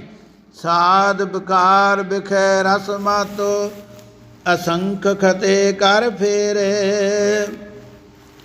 ਸਤਿਗੁਰੂ ਪੰਜਵੇਂ ਪਾਤਸ਼ਾਹ ਮਹਾਰਾਜ ਜੀ ਇਸ ਵਿਚਾਰ ਦੇ ਅੰਤ ਵਿੱਚ ਕਿਰਪਾ ਕਰਦੇ ਹਨ, ਅੱਜ ਦੀ ਇਸ ਵਿਚਾਰ ਵਿੱਚ, ਕਿ ਭਾਈ ਵਿਸ਼ੇ ਵਿਕਾਰਾਂ ਦੇ ਸਵਾਦਾਂ ਵਿੱਚ ਪ੍ਰੇਮ ਨਾਲ ਮਸਤ ਹੋ ਕੇ ਅਣਗਿਣਤ ਗੁਨਾਹ ਕਰਦੇ ਫਿਰਦੇ ਹਾਂ, ਪਰ ਉਸ ਮਾਲਕ ਨੂੰ ਸਦਾ ਹੀ ਭੁੱਲੇ ਹਾਂ। ਕਿਉਂਕਿ ਜੀਵ ਗਲਤੀ ਉਦੋਂ ਕਰਦਾ ਹੈ ਜਦੋਂ ਮੌਤ ਤੇ ਰੱਬ ਦੋਵਾਂ ਨੂੰ ਭੁੱਲ ਜਾਂਦਾ ਹੈ। ਜਿਹੜਾ ਮੌਤ ਤੇ ਪਰਮੇਸ਼ਰ ਨੂੰ ਯਾਦ ਰੱਖੇਗਾ ਉਹ ਕਦੇ ਵੀ ਗਲਤ ਕੰਮ ਨਹੀਂ ਕਰੇਗਾ, ਕਿਸੇ ਨਾਲ ਵੈਰ ਵਿਰੋਧ ਨਹੀਂ ਕਰੇਗਾ, ਕਿਸੇ ਨਾਲ ਧੋਖਾ ਨਹੀਂ ਕਰੇਗਾ। ਇਸ ਕਰਕੇ ਉਹ ਇਹ ਸੋਚੇਗਾ ਮੇਰੇ ਸਵਾਸਾਂ ਦਾ ਆਪਣਾ ਪਤਾ ਨਹੀਂ, ਮੈਂ ਕਿਸੇ ਲਈ ਕੀ ਵੇਖਾਂ, ਮੈਂ ਇਹਨਾਂ ਨੂੰ ਸਬਲ ਕਰ ਲਵਾਂ। ਵਾਹਿਗੁਰੂ ਵਾਹਿਗੁਰੂ ਬੋਲ ਮਨਾ ਕਦੇ ਡੋਲੀ ਨਾ, ਆਪਣੇ ਔਗਣ ਫੋਲ ਕਿਸੇ ਦੇ ਫੋਲੀ ਨਾ। ਸਤਿਗੁਰੂ ਜੀ ਕਹਿੰਦੇ ਇਸ ਕਰਕੇ ਭਾਈ ਇਸ ਚੀਜ਼ ਨੂੰ ਜੀਵ ਨੇ ਸੋਚਿਆ ਨਹੀਂ। ਦੁਨੀਆ ਦੇ ਸਵਾਦਾਂ ਵਿੱਚ, ਖਾਣ ਵਿੱਚ, ਪਹਿਨਣ ਵਿੱਚ, ਹੋਰ ਵਿਸ਼ੇ ਵਿਕਾਰਾਂ ਵਿੱਚ ਲੱਗ ਕੇ ਆਪਣੀ ਜਿਹੜੀ ਉਮਰ ਜਿਹੜੀ ਹੈ ਵਿਅਰਥ ਗਵਾ ਲਈ। ਤੇ ਫਿਰ ਮਸਤ ਹੋ ਕੇ ਐਂ ਬਣਾ ਕੇ ਖਜਤ ਹੋ ਕੇ ਇਹਨਾਂ ਵਿੱਚ ਆਪਣੀ ਉਮਰ ਗਵਾਉਂਦਾ, ਕਿਸੇ ਦੀ ਪਰਵਾਹ ਨਹੀਂ ਕਰਦਾ। ਸਿਆਣਿਆਂ ਦਾ ਕਥਨ, ਵਿਦਵਾਨ ਇੱਕ ਦਿਨ ਇੱਕ ਮਹਾਂਪੁਰਖ ਕਥਾ ਕਰ ਰਿਹਾ ਸੀ ਗੁਰਬਾਣੀ ਦੀ। ਉਹਨੇ ਦੱਸਿਆ ਭਾਈ ਸਭ ਤੋਂ ਪਹਿਲਾਂ ਜੀਵ ਜਿਹੜਾ ਹੈ ਨੇ ਡਰ ਹੋ ਕੇ ਗਲਤੀ ਕਰਨ ਵਾਸਤੇ ਇੱਕ ਕੰਮ ਕਰਦਾ ਹੈ। ਸਭ ਤੋਂ ਪਹਿਲਾਂ ਆਪਣੀ ਜਿਹੜੀ ਮੂੰਹ ਦੀ ਹਾਲਤ ਵਿਗਾੜਦਾ ਹੈ, ਮੂੰਹ ਸਿਰ ਦੀ, ਆਪਣੇ ਕੇਸਾਂ ਨੂੰ ਕਤਲ ਕਰਦਾ ਹੈ ਕਿ ਜਦੋਂ ਮੈਂ ਵਾਲ ਕਟਾ ਲਵਾਂਗਾ ਮੈਨੂੰ ਕੋਈ ਇਹ ਨਹੀਂ ਕਹੇਗਾ ਤੂੰ ਗੁਰੂ ਕਾ ਸਿੱਖ ਹੋ ਕੇ ਕੀ ਕਰ ਰਿਹਾ ਹੈ। ਫਿਰ ਮੈਂ ਆਜ਼ਾਦ ਹੋ ਜਾਵਾਂਗਾ, ਮੈਨੂੰ ਕੋਈ ਰੋਕੇਗਾ ਨਹੀਂ। ਨਿਚਾਕ ਹੋ ਕੇ ਪਾਪ ਕਰਾਂਗਾ, ਗਲਤੀਆਂ ਕਰਾਂਗਾ, ਜੋ ਹੋਰ ਕਈ ਤਰ੍ਹਾਂ ਦੇ ਨਾ ਖਾਣ ਵਾਲੇ ਪਦਾਰਥ ਖਾਵਾਂਗਾ, ਮਰਜ਼ੀਆਂ ਕਰਾਂਗਾ। ਇਸ ਕਰਕੇ ਸਭ ਤੋਂ ਪਹਿਲਾਂ ਉਹਨੇ ਜਿਹੜਾ ਹੈ ਇਹ ਜਿਹੜਾ ਸਰੀਰ ਦਾ ਮੰਦਰ ਹੈ, ਮਹਿਲ ਹੈ, ਇਹਨੂੰ ਤੋੜਨ ਵਾਸਤੇ ਗਲਾ ਕੱਢਿਆ, ਇਹ ਰਾਹ ਬਣਾਇਆ ਪੁੱਠੇ ਪਾਸੇ ਜਾਣ ਦਾ ਕਿ ਆਪਣੇ ਕੇਸ ਕਤਲ ਕੀਤੇ। ਜੇ ਇਹ ਜ਼ਰੂਰੀ ਨਾ ਹੋਣ ਤਾਂ ਪਰਮੇਸ਼ਰ ਵਾਰ-ਵਾਰ ਇਹਨਾਂ ਨੂੰ ਪੈਦਾ ਕਿਉਂ ਕਰੇ? ਜੀਵ ਵਾਰ-ਵਾਰ ਇਹਨਾਂ ਨੂੰ ਕਟਾਉਂਦਾ ਹੈ ਸੋਹਣੇ ਬਣਨ ਵਾਸਤੇ। ਭਾਵੇਂ ਰਹਿ ਰਾਸ ਦਾ ਸਮਾਂ ਹੋਵੇ ਤੇ ਵੇਖਿਆ ਜਾਂਦਾ ਉੱਧਰ ਅਜੇ ਵੀ ਕੈਂਚੀ ਫਿਰ ਰਹੀ ਹੁੰਦੀ ਹੈ। ਭਾਵੇਂ ਕੋਈ ਗੁਰਬਾਣੀ ਦੀ ਕਥਾ ਚੱਲ ਰਹੀ ਹੋਵੇ ਉੱਧਰ ਫਿਰ ਵੀ ਕੈਂਚੀ ਚੱਲ ਰਹੀ ਹੁੰਦੀ ਹੈ ਕੇਸ ਕੱਟਣ ਵਾਸਤੇ। ਪਰ ਇਸ ਵਾਸਤੇ ਕਿਉਂ ਕਿ ਇਹਦੇ ਨਾਲ ਜੀਵ ਕਹਿੰਦਾ ਮੈਂ ਜ਼ਿਆਦਾ ਸੋਹਣਾ ਬਣ ਜਾਵਾਂਗਾ। ਪਰ ਜਿਹਨੇ ਸਰੀਰ ਦਿੱਤਾ ਹੈ ਉਹ ਕੀ ਸੋਹਣਾ ਆਖੇਗਾ? ਜਿਹਨੇ ਕਿਸੇ ਨੂੰ ਕੋਈ ਵਸਤੂ ਦਿੱਤੀ ਹੋਵੇ ਉਹਦੇ ਸਾਹਮਣੇ ਉਹਨੂੰ ਤੋੜ ਕੇ ਭੰਨੀਏ, ਉਹਦਾ ਮਨ ਅੰਦਰੋਂ ਦੁਖੀ ਹੁੰਦਾ, ਖੁਸ਼ ਨਹੀਂ ਹੁੰਦਾ। ਇਸ ਕਰਕੇ ਸਤਿਗੁਰੂ ਜੀ ਕਹਿੰਦੇ ਇਹ ਜੀਵ ਬੇਪਰਵਾਹ ਹੋ ਕੇ ਗੁਨਾਹ ਕਰਦਾ ਹੈ ਤੇ ਮੌਤ ਨੂੰ ਵੀ ਭੁੱਲ ਚੁੱਕਾ ਹੈ। ਕਹਿੰਦਾ ਵੇਖੀ ਜੂ ਅਜੇ ਇਹ ਨਹੀਂ ਪਤਾ ਸਵਾਸ ਮੁੜ ਕੇ ਆਉਣੇ ਕਿ ਨਹੀਂ ਆਉਣੇ। ਕਹਿੰਦਾ ਹੋਰ ਖਲੋ ਜਾਈਏ, ਹੋਰ ਖਲੋ ਜਾਈਏ। ਤੇ ਇਸੇ ਕਰਕੇ ਸਤਿਗੁਰੂ ਜੀ ਕਹਿੰਦੇ ਭਾਈ ਇਹ ਜਿਹੜੇ ਗੁਨਾਹ ਕਰਦਿਆਂ ਕਰਦਿਆਂ ਤੂੰ ਤੁਰ ਜਾਣਾ ਹੈ, ਇਹਨਾਂ ਸਵਾਸਾਂ ਦੀ ਸੰਭਾਲ ਕਰ ਲੈ। नानक की प्रभ पाहे बेनंती, काटो अवगुण मेरे। नानक की प्रभ पाहे बेनंती, काटो अवगुण मेरे। ਅੱਜ ਦੀ ਵਿਚਾਰ ਦੇ ਅੰਤ ਵਿੱਚ ਇੱਥੇ ਜੋ ਸਤਿਗੁਰਾਂ ਦਾ ਫਰਮਾਨ ਹੈ, ਜੋ ਇੱਥੇ ਕਥਾ ਦਾ ਵਿਸ਼ਰਾਮ ਆ ਰਿਹਾ ਹੈ, ਕਿਉਂਕਿ ਕਥਾ ਦਾ ਅੰਤ ਨਹੀਂ ਕਹਿਣਾ ਚਾਹੀਦਾ, ਗਲਤੀ ਹੋ ਜਾਂਦੀ ਹੈ। ਵਿਸ਼ਰਾਮ ਹੋ ਸਕਦਾ, ਇੱਥੇ ਰੁਕਦੀ ਹੈ। ਕਥਾ ਉਹਦੀ ਬੇਅੰਤ ਹੈ, ਇਹਨੂੰ ਅਕਥ ਕਥਾ ਕਿਹਾ ਜਾਂਦਾ ਹੈ, ਮਾਫ ਕਰਨਾ। ਇਸ ਕਰਕੇ ਵਿਸ਼ਰਾਮ ਦੇ ਵਿੱਚ ਕਹਿਣਾ ਜ਼ਰੂਰੀ ਹੈ ਕਿ ਕਥਾ ਇੱਥੇ ਵਿਸ਼ਰਾਮ ਵਿੱਚ ਰੁਕਦੀ ਹੈ। ਅਤੇ ਇੱਥੇ ਸਤਿਗੁਰੂ ਜੀ ਫਰਮਾਨ ਕਰਦੇ ਹਨ ਇਸ ਤੁਕ ਵਿੱਚ। ਧੰਨ ਗੁਰੂ ਅਰਜਨ ਦੇਵ ਮਹਾਰਾਜ ਪੰਜਵੇਂ ਪਾਤਸ਼ਾਹ ਸਤਿਗੁਰੂ ਜੀ ਕਥਨ ਕਰਦੇ, ਹੇ ਪ੍ਰਭੂ, ਹੇ ਅਕਾਲ ਪੁਰਖ ਵਾਹਿਗੁਰੂ ਜੀ, ਮੈਂ ਦਾਸ ਦੀ ਆਪ ਦੇ ਪਾਸ ਇਹ ਅਰਦਾਸ ਬੇਨਤੀ ਹੈ, ਜੋਦੜੀ ਹੈ ਕਿ ਆਪ ਮੇਰੇ ਔਗਣਾਂ ਨੂੰ ਕੱਟ ਦਿਓ ਅਤੇ ਸ਼ੁਭ ਗੁਣ ਬਖਸ਼ਣਾ ਕਰੋ। ਜਿਵੇਂ ਸਤਿਗੁਰਾਂ ਦਾ ਫਰਮਾਨ ਹੈ, ਜੈਸਾ ਬਾਲਕ ਭਾਏ ਸੁਭਾਈ, ਲਖ ਅਪਰਾਧ ਕਮਾਵੈ, ਕਰ ਉਪਦੇਸ਼ ਝਿੜਕੇ ਬਹੁ ਭਾਂਤੀ, ਬੌੜ ਪਿਤਾ ਗਲ ਲਾਵੈ, ਪਿਛਲੇ ਔਗਣ ਬਖਸ਼ ਲੈ ਪ੍ਰਭ, ਆਗੇ ਮਾਰਗ ਪਾਵੇ। ਹੁਣ ਇੱਥੋਂ ਵਿਚਾਰ ਕਰੀਏ ਕਿ ਵੇਖੋ ਸਤਿਗੁਰਾਂ ਦੇ ਕੋਲ ਕਿਹੜੇ ਔਗਣ ਸਨ। ਸਤਿਗੁਰੂ ਪਾਪੀ ਤੇ ਨਹੀਂ, ਮਹਾਰਾਜ ਮਾਫ ਕਰੇ, ਸਤਿਗੁਰੂ ਤੇ ਪਰਮੇਸ਼ਰ ਦਾ ਰੂਪ ਹਨ, ਸ਼ੁਭ ਗੁਣਾਂ ਦੇ ਬੇਅੰਤ ਭੰਡਾਰ ਭਰੇ ਹਨ। ਪਰ ਉਹ ਕਹਿ ਰਹੇ ਸਾਡੇ ਵਿੱਚ ਔਗਣ ਬੜੇ ਹਨ, ਮੈਂ ਨਿਰਗੁਣ ਯਾਰੇ ਗੁਣ ਨਹੀਂ ਕੋਈ, ਆਪੇ ਤਰਸ ਪਏ ਹੋਈ।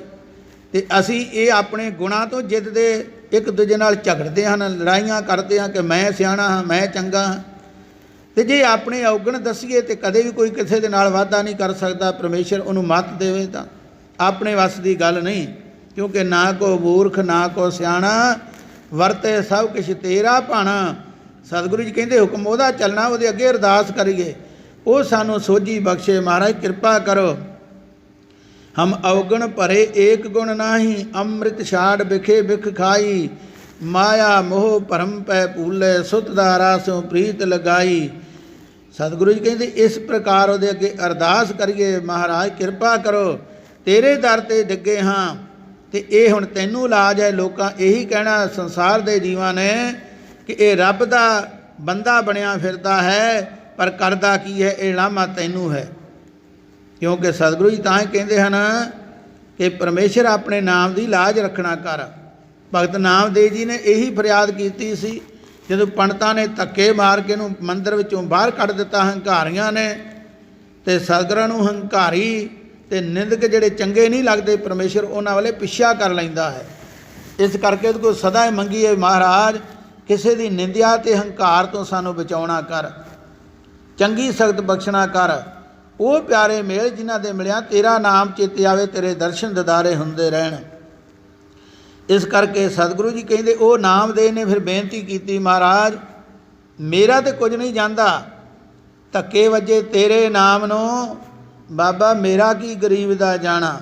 ਇਸ ਕਰਕੇ ਲੋਕਾਂ ਕਹਿਣਾ ਰੱਬ ਦਾ ਭਗਤ ਹੈ ਅਤੇ ਇਹ ਤੇਰੇ ਨਾਮ ਦੀ ਲਾਜ ਤੈਨੂੰ ਆਪ ਰੱਖਣੀ ਪੈਣੀ ਹੈ, ਮੈਨੂੰ ਕੋਈ ਗੱਲ ਨਹੀਂ। ਇਸ ਕਰਕੇ ਪਰਮੇਸ਼ਰ ਨੇ ਉਹਦਾ ਮਨ ਵੇਖਿਆ ਕਿ ਸਾਫ਼ ਹੈ, ਅੰਦਰੋਂ ਬੇਨਤੀ ਕਰ ਰਿਹਾ ਮੇਰਾ ਪਿਆਰਾ ਭਗਤ। ਉਸੇ ਵੇਲੇ ਹੰਕਾਰੀ ਪੰਡਤਾਂ ਨੂੰ ਪਿੱਛਾ ਕਰ ਦਿੱਤਾ, ਉਹ ਮੰਦਰ ਹੀ ਸਾਰਾ ਘੁਮਾ ਦਿੱਤਾ। ਅੱਜ ਕੱਲ੍ਹ ਕਈ ਲੋਕ ਕਹਿੰਦੇ ਜੀ ਇਹ ਕਿਵੇਂ ਹੋ ਸਕਦਾ ਹੈ, ਇਹ ਪਰਮੇਸ਼ਰ ਦੀ ਸ਼ਕਤੀ ਨੂੰ ਅਸੀਂ ਕੀ ਜਾਣ ਸਕਦੇ ਹਾਂ। ਗੁਰੂ ਦੀ ਪਰਮੇਸ਼ਰ ਦੀ ਸ਼ਕਤੀ ਸਾਡੇ ਸਮਝਣ ਤੋਂ ਬਹੁਤ ਅੱਗੇ ਹੈ। ਇਸ ਕਰਕੇ ਉਹੀ ਜਾਣਦਾ ਹੈ ਜਿਹੜਾ ਗੁਰੂ ਦੀ ਕਿਰਪਾ ਅਨੁਸਾਰ ਚੱਲੇ, ਉਹਦੇ 'ਤੇ ਗੁਰੂ ਆਪ ਰਹਿਮਤ ਕਰੇ, ਨੂੰ ਸੋਝੀ ਬਖਸ਼ੇ। ਉਹ ਫਿਰ ਇਹਨਾਂ ਗੱਲਾਂ ਨੂੰ ਮੰਨਦਾ ਹੈ, ਅਸੀਂ ਨਹੀਂ ਮੰਨਦੇ। ਅਸੀਂ ਆਪਣੇ ਅਨੁਸਾਰ, ਦਿਮਾਗ ਦੇ ਅਨੁਸਾਰ ਕਈ ਤਰ੍ਹਾਂ ਦੇ ਕਿਆਫੇ ਲਾਉਂਦੇ ਹਾਂ, ਪਰ ਉਹ ਬੇਅੰਤ ਹੈ। ਉਹਦੇ ਸੰਤ ਭਗਤ ਮਹਾਂਪੁਰਖ ਬੇਅੰਤ ਹਨ, ਸੂਰਮੇ ਬੇਅੰਤ ਹਨ। ਇਸ ਕਰਕੇ ਉਹਨਾਂ ਦੇ ਅੱਗੇ ਸਦਾ ਝੁਕਣਾ ਹੀ ਜ਼ਰੂਰੀ ਹੈ। ਸਤਿਗੁਰੂ ਕਿਰਪਾ ਕਰੇ। ਗੁਰੂ ਕੀ ਸਾਧ ਸੰਗਤ ਅੱਜ ਦੀ ਵਿਚਾਰ ਦੀ ਇੱਥੇ ਹੁਣ ਆਪ ਜੀ ਅੱਗੇ ਬੇਨਤੀ ਕੀਤੀ ਗਈ ਹੈ ਕਿ ਇੱਥੇ ਵਿਸਰਾਮ ਹੈ, ਸਮਾਪਤੀ ਹੈ। ਇਸ ਤੋਂ ਅੱਗੇ ਜੀਵ ਆਪ ਤੋਂ ਖਿਮਾ ਦਾ ਜਾਚਕ ਹੈ। ਇੱਥੇ ਵਿਚਾਰਾਂ ਨੂੰ ਸੰਕੋਚਦਾ ਹੋਇਆ ਇੰਨੇ ਸਮੇਂ 'ਚ ਇਹਨਾਂ ਕੁਝ ਕਹਿੰਦਿਆਂ ਹੋਇਆਂ ਬੇਅੰਤ ਭੁੱਲਾਂ ਚੁੱਕਾਂ ਗਲਤੀਆਂ ਹੋ ਗਈਆਂ। ਗੁਰੂ ਕੀ ਸਾਧ ਸੰਗਤ ਮਹਾਂਪੁਰਖ ਸਤਿਗੁਰੂ ਬਖਸ਼ਣ ਯੋਗ ਹੋ, ਅੱਗੇ ਤੋਂ ਸੋਝੀ ਬਖਸ਼ਣੀ। ਮਹਾਰਾਜ ਕਿਰਪਾ ਕਰਨ, ਧਰਮ ਦਾ ਪੰਥ ਦਾ ਵਾਧਾ ਕਰੇ। ਲਾਹੇਵੰਦ ਕਰੇ। ਭੁੱਲਾਂ ਚੁੱਕਾਂ ਮਾਫ਼ ਕਰਨੀਆਂ, ਨਾਨਕ ਨਾਮ ਚੜ੍ਹਦੀ ਕਲਾ, ਤੇਰੇ ਭਾਣੇ ਸਰਬੱਤ ਦਾ